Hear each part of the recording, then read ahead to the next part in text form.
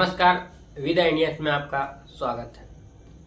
आज बात करेंगे झारखंड के हजारीबाग में हुए आपसी टकराव की। इस देश में एक माहौल सा बनता जा रहा है। इस देश में कोई भी त्यौहार हो वो हंसी खुशी से नहीं मनाए जाते हैं, बल्कि हुड़दंगों के साथ मनाए जाते हैं। इस तरह का एक पैटर्न इस देश में देखा जा रहा है पिछले 8-10 वर्षों से, या यूँ कहें कि जब से भारतीय जनता पार्टी केंद्र में सरकार बनाई है तब से ये चीज़ें कुछ ज़्यादा ही बढ़ चुकी हैं। किसी भी पर्व हो, त्यौहार हो, चाहे वो रामनवमी हो, ये शिवरात्रि हो, होली हो, दिवाली हो, या कोई ऐसा भी त्यौहार हो जो बगैर उन्माद और बगैर आपसी टकराव के संपन्न इस देश में नहीं हो पाता। इसके पीछे एक मुख्य वजह यह है कि इन वर्षों में, इन 10 वर्षों में या उससे, या कहें कि उससे पहले भी, जिस तरह से युवाओं के अंदर एक तरह से ब्रेन वॉश किया गया है, उसके अंदर नफरती भाषणों के ये वीडियो दिखा करके नफरती भाषण सुनने के बाद जो युवा वर्ग है वो आवेशित हो जाता है। यही वजह है कि इस देश में कोई भी पर्व त्यौहार हो वो बगैर धार्मिक उन्माद के पूरा नहीं हो पाता है। ऐसे ही एक घटना हजारीबाग जिले में देखने को मिली। शिवरात्रि के मौके पर एक गांव है, हजारीबाग जिले के इचाक प्रखंड के डुमराव गांव है। इस गांव में एक खंभे पर झंडे लगाने को लेकर के विवाद हुआ, और विवाद बढ़ते बढ़ते ये जो झंडे लगाने का चलन है वो मस्जिदों और उसके आसपास के गलियों में लगाने तक के पहुंच गई। ऐसे ही जिसके बाद वहां पर उस गांव में माहौल बिगड़ता गया, और माहौल इतना बिगड़ गया कि कई बाइक, कारों और साइकिलों को आग के हवाले कर दिया गया। कभी करीब 15 से 20 लोग घायल हैं आपसी मारपीट की वजह से। सारे घायलों को अस्पताल में भर्ती कराया गया है। जो पुलिस कह रही है कि अभी तक की स्थिति पूरी तरह से कंट्रोल में है और वहां पर शांति बहाली की गई है। इसी बीच एक झारखंड सरकार के स्वास्थ्य मंत्री है इरफान अंसारी, उन्होंने कहा है कि मस्जिदों पर झंडा लगाने की ज़रूरत क्या है, क्यों लगाया जाता है मस्जिदों पर झंडा। अगर झंडा लगाना है तो आपसी बातचीत के वजह के बाद झंडे लगाए जा सकते हैं, लेकिन ज़बरदस्ती किसी के धार्मिक स्थलों और मस्जिदों के पास झंडे नहीं लगाए जा सकते हैं। ये आरएसएस की चाल है। सुनिए झारखंड के स्वास्थ्य मंत्री इरफान अंसारी को। देखिए, मेरी जानकारी में है, मैंने एसपी से वार्ता किया, स्वास्थ्य मंत्री की है, और ख़ास करके मैं कहना चाहता हूँ ऐसे लोगों को, हजारीबाग के आसपास का जो एरिया है, मैंने एसपी को कहा है कि टैक्सफुली डील कीजिए। वहाँ पर असामाजिक तत्व जो है और आरएसएस मानसिकता के जो लोग हैं, कट्टर विचारधारा के जो लोग हैं, कट्टर सोच के जो लोग हैं, वो हमारे युवाओं को बर्बाद कर रहे हैं, युवाओं में नफरत का बीज बोल रहे हैं, और इसका साइड इफेक्ट है। अभी केस होगा, जेल जाएंगे, दोनों की ओर से जेल जाएंगे। लाभ भाजपा को मिलेगा, लेकिन जेल तो हमारे बच्चे जाएंगे। मैं बार बार बोल रहा हूँ, इस तरह की प्रवृत्ति नहीं होनी चाहिए, और हमारी सरकार में तो कभी नहीं होगा। जो लोग कानून हाथ में लिए हैं वो बचेंगे नहीं और बख्शेंगे भी नहीं। हम याद रखिएगा, आप जबरन आप कहिएगा किसी के गांव में जाके बोलिएगा कि यहाँ माइक लगाएंगे, ये कौन सा तरीका है भाई? स्वेच्छा से बोलिए ना। अब बोले मस्जिद में लगा देंगे माइक, और ऊपर से केस भी इन्हीं लोग पर कर दीजिएगा, ये कौन सा तरीका है? वहाँ के सांसद क्या कर रहे हैं, वहाँ के विधायक क्या कर रहे हैं? आपके दबाव में कानून नहीं चलता ना। संजय सेठ बांग्लादेशी मुसलमानों के द्वारा इस घटना का जानबूझ कर बताएगा, मतलब वहाँ के मुसलमानों को लोग कमजोर समझ लिया है। ऐसा नहीं होना चाहिए ना। मुसलमान गरीब हो सकता है, लेकिन आप उसमें जबरन आप दबाव डाल के गलत कराइएगा, ऊपर से उसको पीटिएगा, मारिएगा, घर जला दिया, दुकान जला दिया, ये हक किसने दिया? क्या सोचो, कोई बोलने वाला नहीं है क्या? हम लोग भी जाएंगे, जांच करेंगे, हम लोग देखेंगे, जो गलती किया उस पर कार्रवाई करेंगे। अब त्यौहार का सीजन है। अभी बताइए, आज शिवरात्रि है, हम सभी मंदिर जा रहे हैं, हम सबका सम्मान कर रहे हैं। रमजान आने वाला है, सबका सम्मान होना चाहिए। और जो जानकारी मुझे मिल रही है, हम अपडेटेड हैं। हमने सवेरे एसपी से मेरी वार्ता हुई और मैंने एसपी को कहा बढ़िया से संभालिए सब, जाइएगा वहाँ। मैं जाऊंगा तो फिर मामला गलत हो जाएगा ना, जब वहाँ पे हमारे पुलिस है, विभाग है। इरफान अंसारी के इस बयान के बाद झारखंड के बीजेपी के नेता पूरी तरह से झारखंड सरकार और इरफान अंसारी पर हमलावर हैं और उन्हें तरह तरह की बातें बोली जा रही है। यहाँ तक कि भी दावा किया जा रहा है कि जो इस गांव में घटना हुई है वो बांग्लादेशी घुसपैठियों की वजह से हुई है और इसके वजह और यही वजह है कि वहाँ पर यह घटना को अंजाम दिया गया और पूरी तरह से प्री प्लान थी।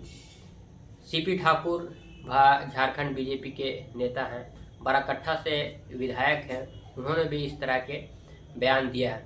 सवाल ये उठता है कि झारखंड की सीमा किसी भी तरह से, झारखंड की कोई भी सीमा बांग्लादेश के बॉर्डर से नहीं लगता है, तो फिर बांग्लादेशी घुसपैठी कैसे झारखंड के सीमा में दाखिल हो रहे हैं। बांग्लादेश की जो बॉर्डर है वो बिहार से लगती है, पश्चिम बंगाल से लगती है, असम से लगती है।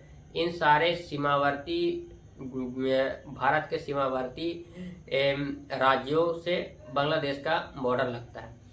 झारखंड जो है उसका बॉर्डर बिहार से लगता है, पश्चिम बंगाल से लगता है। इन सारे राज्यों से झारखंड का बॉर्डर लगता है। किसी भी बांग्लादेशी घुसपैठी को झारखंड में आने के लिए पहले पश्चिम बंगाल आना होगा, उसके बाद फिर झारखंड आ सकता है।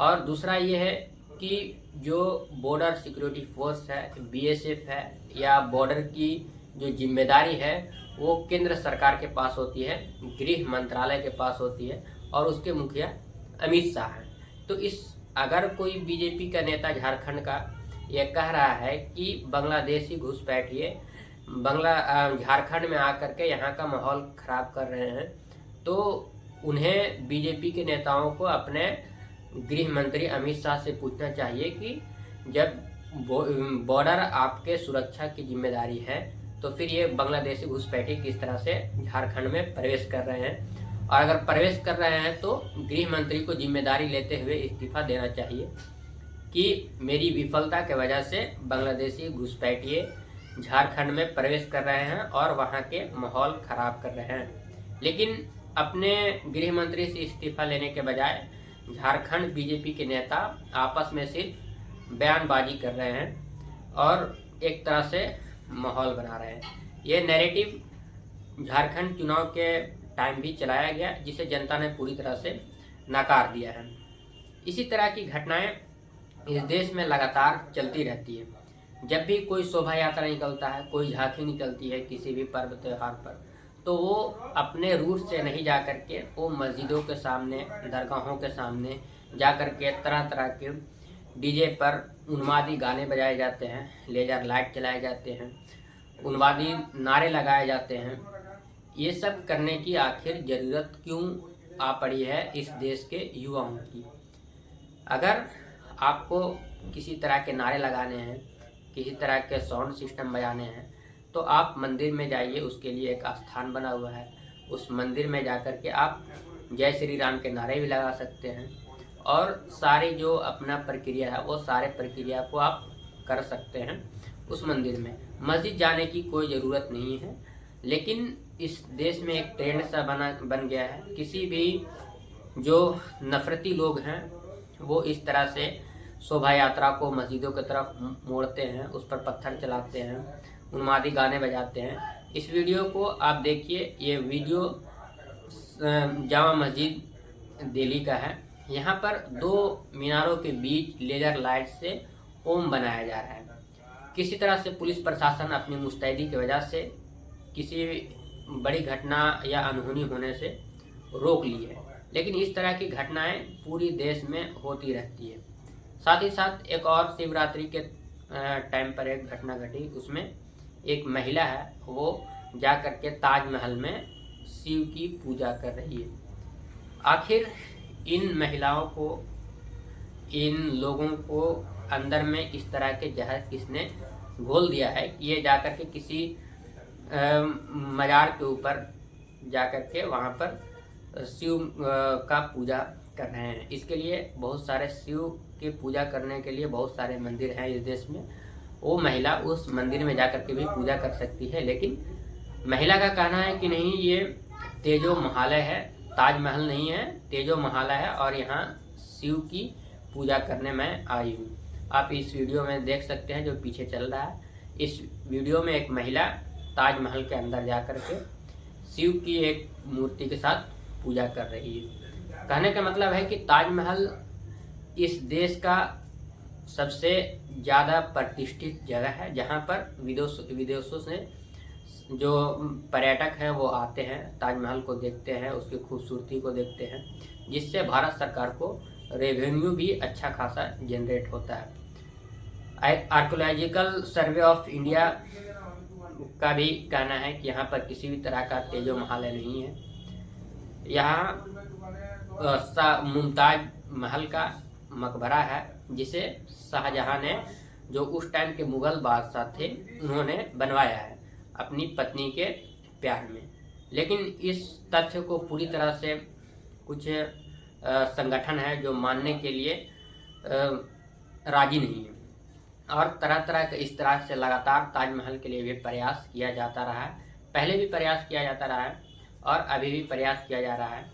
अभी एक महिला जाकर के उस ताजमहल में पूजा करके चली आई। हालांकि बाद में पुलिस ने उस महिला को गिरफ्तार कर लिया है और उस महिला से पूछताछ जारी है। लेकिन इस तरह के माहौल बनाने के लिए यहाँ के जो राजनेता हैं वो पूरी तरह से जिम्मेदार हैं, और इस तरह का माहौल इस देश के लिए, इस देश की तरक्की के लिए ज़रा सा भी अच्छा नहीं है।